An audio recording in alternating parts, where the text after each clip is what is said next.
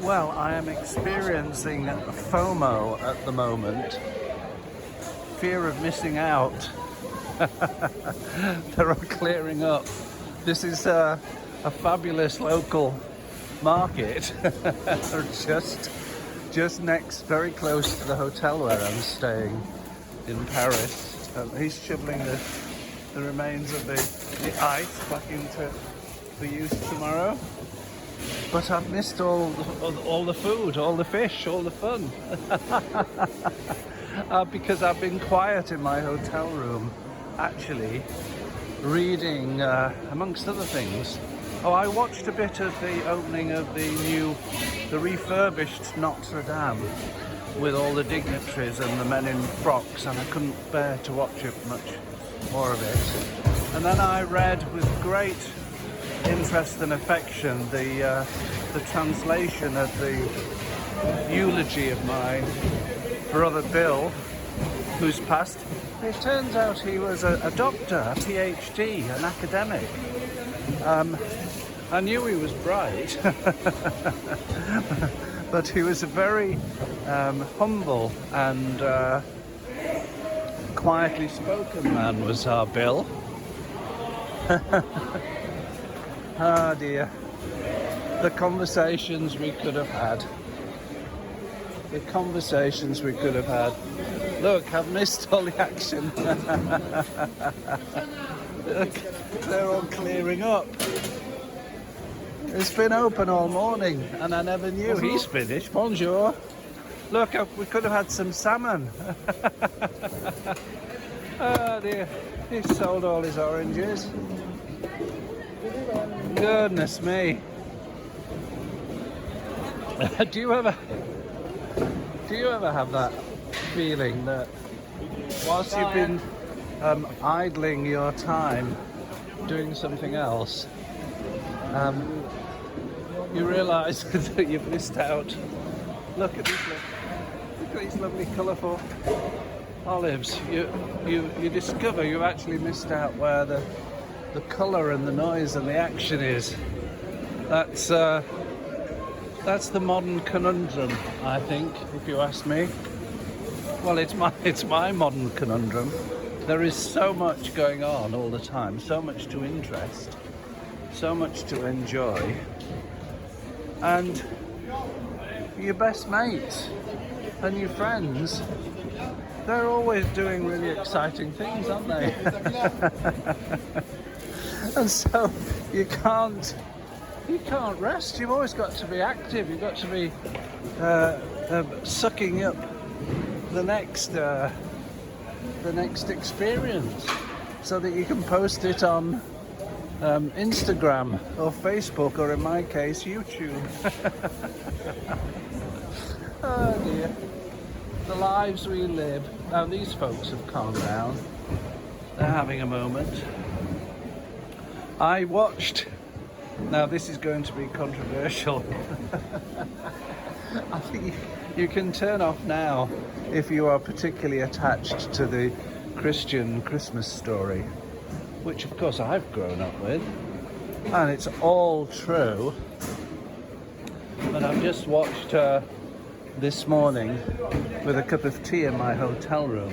One of my favourite YouTube channels is a lovely retired Methodist preacher called Marshall.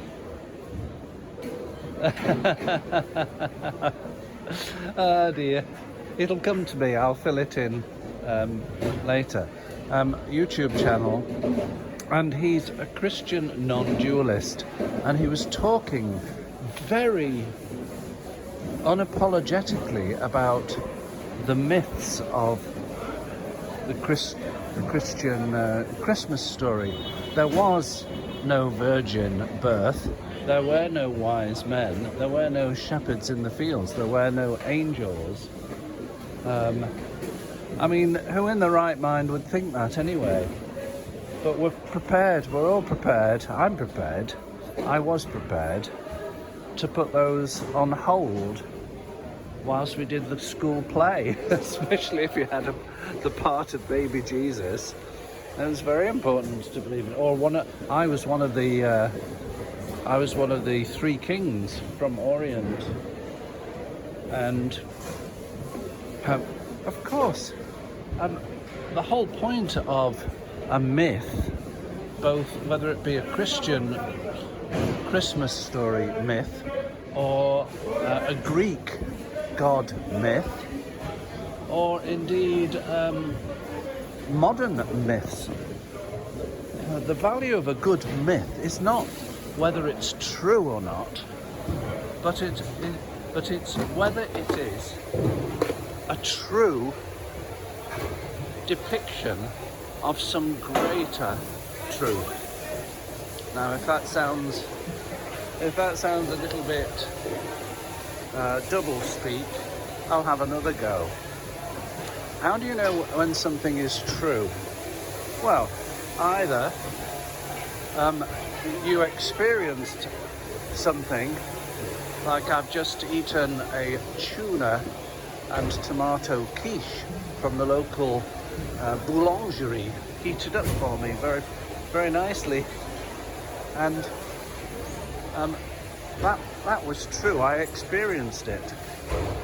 But other things, I take them by faith, if you like, from other people's experience. But then there's another kind of truth, isn't there? And these are the things that you can't pin down to a particular experience, a particular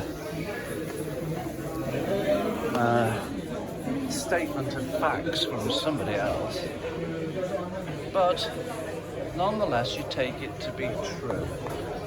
But in the world of spirit, really, how do you discriminate between your truth and somebody else's truth? Well, this is where myths come in, and we agree on certain myths as not explaining, but giving some meaning, some fullness to the things that you can't see or touch, but are nonetheless really important for life. And as I've just been celebrating the life and the death of my brother Bill, who is a very spiritual man, he taught others in the Catholic, but a very open Catholic tradition. So, for example, he was a very big supporter of the Taizé community in the south of France. Anyway, I digress. We need the truth of myths, to coin a phrase, to help make sense of life and death and what comes after. And my truth is I really fancy a glass of wine.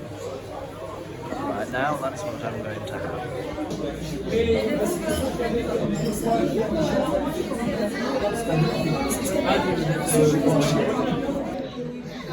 Now, I have to admit, my sense of FOMO, fear of missing out, has dissipated very rapidly now that I am sat in a very convivial market bar with a little glass of red, which seems, it's for medicinal purposes only. As you can tell, I've still got my cold and it's very, very bad.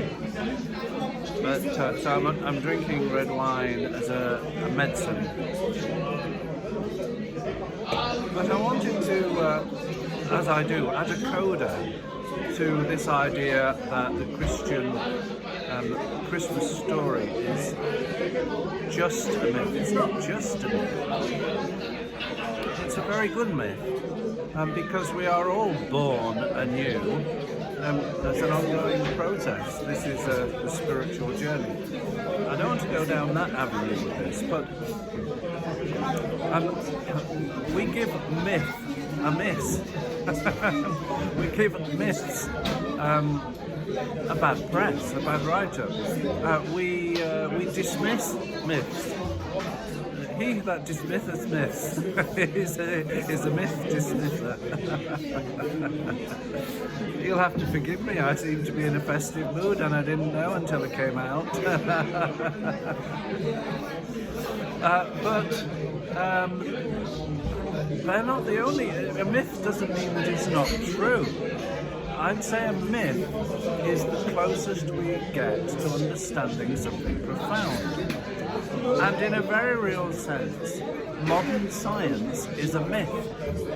If you ask any practicing, working, professional scientists, what is the golden rule of the scientific method, they would say, if they're worth their salt, that all truth is temporary. It's a sort of a cut the pack, getting closer and closer. Whether it's to the underlying reality of the material world or the non-material world is an entirely other matter.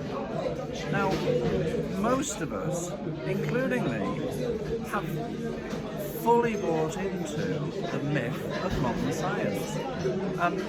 This phone that I'm recording this video on, it's not a myth, it's a reality thanks to microelectronics. And a very good example of the truth of a myth is they tell me that this communicates in 4G. Well, I can nod to that. 4G, oh yeah. Well, I haven't a clue what 4G is. It's a myth representing the truth. And I also like to use the analogy of our current state of evolution theory.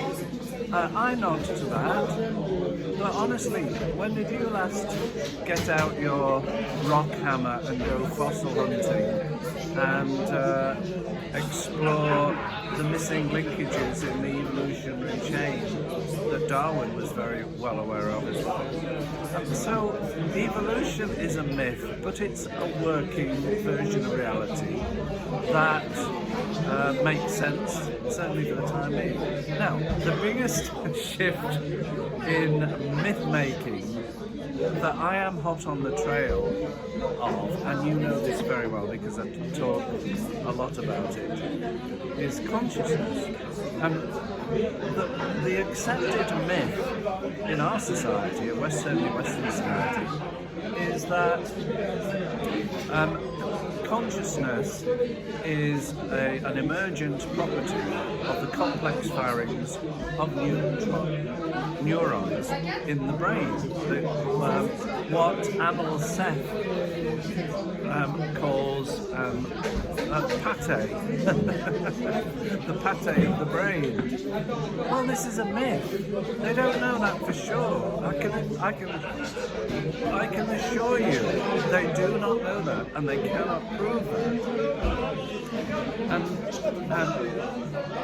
it's a working myth, and it doesn't matter how many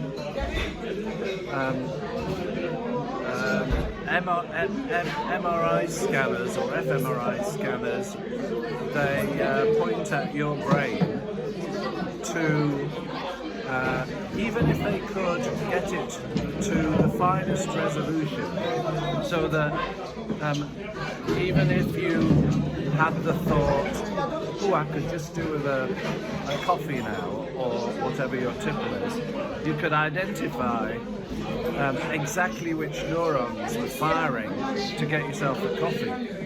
It still wouldn't prove that that is what consciousness is. It's what's called the neurocorrelates of consciousness. They just happen to go hand in hand, and that's perfectly reasonable.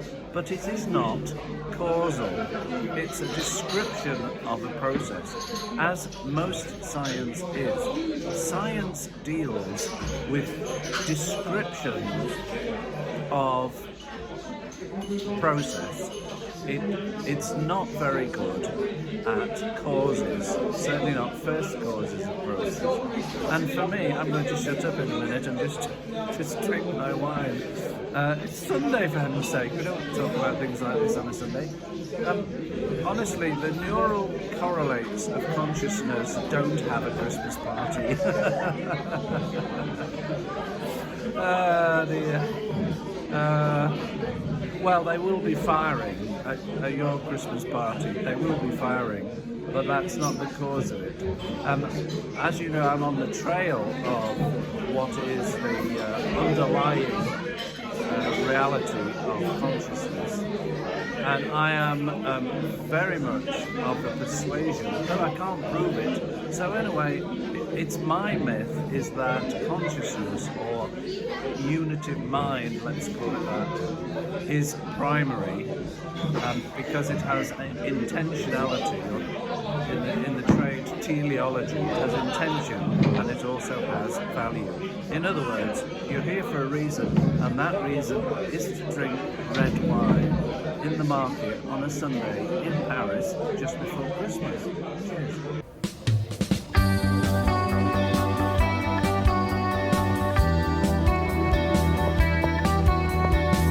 I shouldn't say this really, but I feel more at home here with the market traders in their cafe bar, and with all the hubbub and the joking and the cleaning going on. More at home here than I would be in Notre Dame this morning with all the dignitaries, Macron and Prince William and Trump and all of the big noises of human society, and of course the men in frocks, which are the Catholic priests. The women are allowed to swing. No, I don't think they're even allowed to swing the incense. Time, gentlemen, please. I would rather spend my time here than with any number of dignitaries. Come and join me.